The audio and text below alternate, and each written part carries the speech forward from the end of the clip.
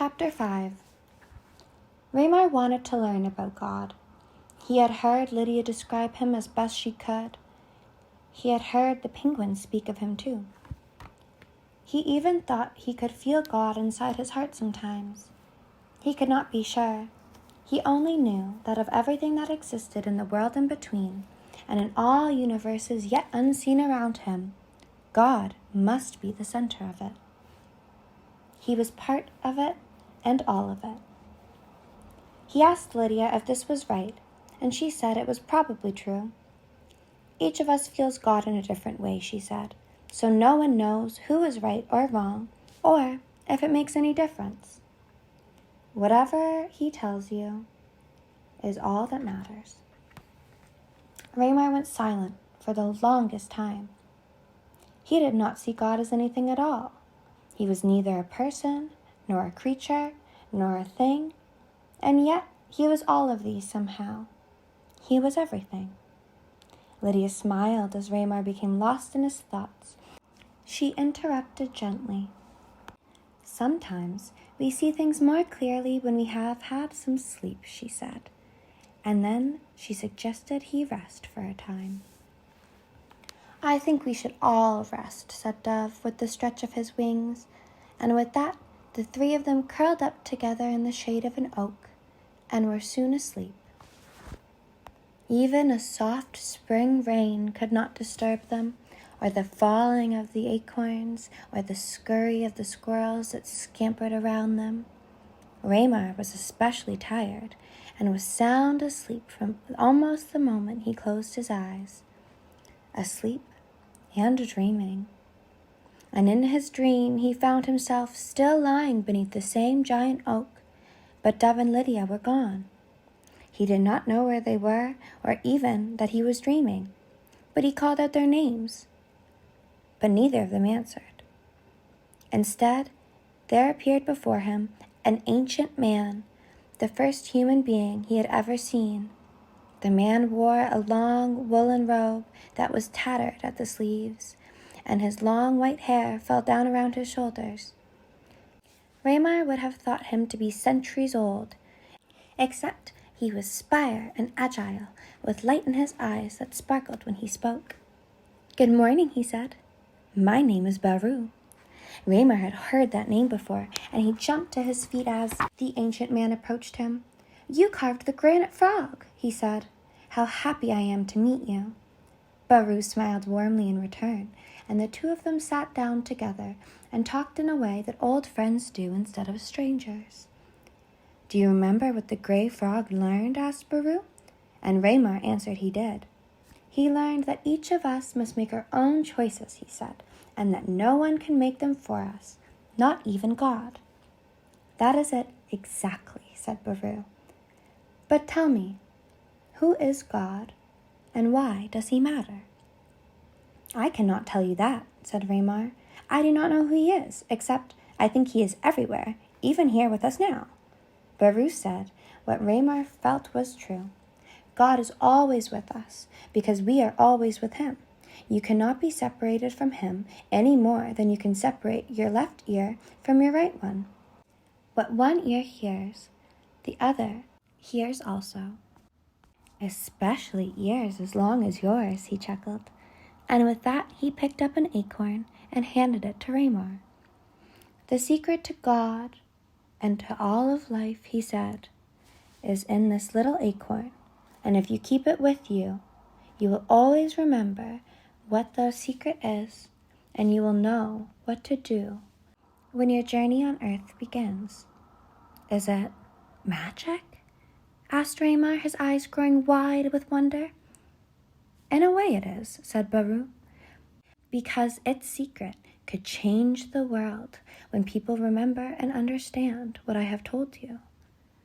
Ramar looked at the small brown acorn, and he could see nothing unusual at all. It was simply an acorn, like all the rest that lay around him. "Could you tell me the secret?" he asked Baru, and Baru said he would. "But first," he said, "you must fetch me a stick so I can draw you a picture." Ramar searched through the thicket as quick as he could, and then returned to Baru with a strong oak stick and dropped it at his feet expectantly. "Thank you," said Baru. "This is all I need." Then Ramar watched as the ancient teacher sketched a tree in the dirt, and it was like the one they were sitting under, a giant oak. Its top seemed to reach to the sky, and its branches were thick with leaves, sheltering everything beneath them. When that was done, Baru sketched in the roots of the tree, and they reached as deep into the earth as the tree stretched high. It was a magnificent drawing, and yet Baru sketched it so easily and naturally, it seemed the stick was a part of his hand, and it carried his love to his art. "There," said Baru when he had finished, "I have drawn you a picture of God, maybe the best I have ever done." And then he smiled contentedly and put the stick down. Ramar looked closer, and he saw the giant oak that Baru had sketched for him. "Is God a tree?" he asked. "I'll just say that God is like a tree," Baru replied, "and every person and creature is a part of it. You and me and everyone. Every person ever born and every person yet to be." Ramar looked at the drawing more closely. "Which part are we?" he asked. "We are the leaves," said Baru, "and each time one of us is born and returns to earth, we take our place on the branch of the tree, and we stay there for life.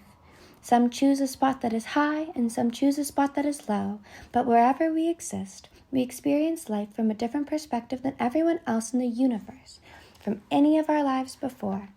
And that is what makes every life we live so precious and unique."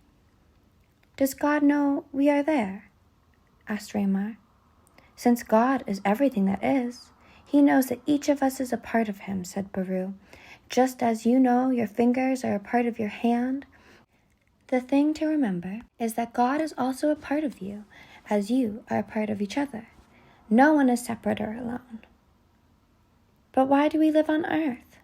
asked Ramar. "And why do we keep going back?"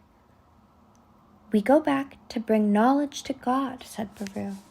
"Every leaf, because it experiences life from its own special place, brings knowledge to the tree. For what the leaf sees, the tree sees, and what the leaves feel, the tree feels also. It is then true that what a person sees and feels, God also sees and feels. And that is why we live. We contribute to God and all that we learn in life, and God learns with us." "Then why do we die?" asked Ramar. Baru looked down at his drawing and squinted his eyes for a moment, and as if by magic, the leaves began to fall from his tree. One here, one there, then more and more as Ramar watched them. "We die when each of our seasons are through," said Baru, "just as the leaves must fall when winter comes." "To be born again?" said Ramar. "Yes," said Baru, "just as leaves come back to the tree." The old man reached down and picked up his stick and pointed to his drawing. "Each leaf that dies," he explained, "becomes part of the earth, and then part of the tree again, and then one day, when it feels ready itself, it appears anew, to experience life from a different branch and a different view than it knew before." "Does it do this forever?" Ramar asked, and Baru shook his head and smiled. "Not quite," he answered. "One day, when the leaf has learned everything it can, it transforms to an acorn and grows as a tree itself, with roots and branches and leaves of its own." When Ramar awoke, the voice of Baru still echoed in his mind, and he wanted him back, if just for another moment or another word. But he knew that Baru had gone, and he opened his eyes to the morning light and saw that Dove and Lydia were stirring too. He also discovered that while he slept, a single acorn had fallen between his feet, which he took as a gift from his ancient friend. He did not know for sure. He knew only that when he touched it, it was warm with love and wisdom and understanding. He held the acorn for a moment and let its warmth flow through him, And when it was done, he walked to the meadow, away from the other trees, and there, on a gently sloping knoll, with no one to see him, he buried his gift in the soft brown earth, and no one knew except for him and Baru.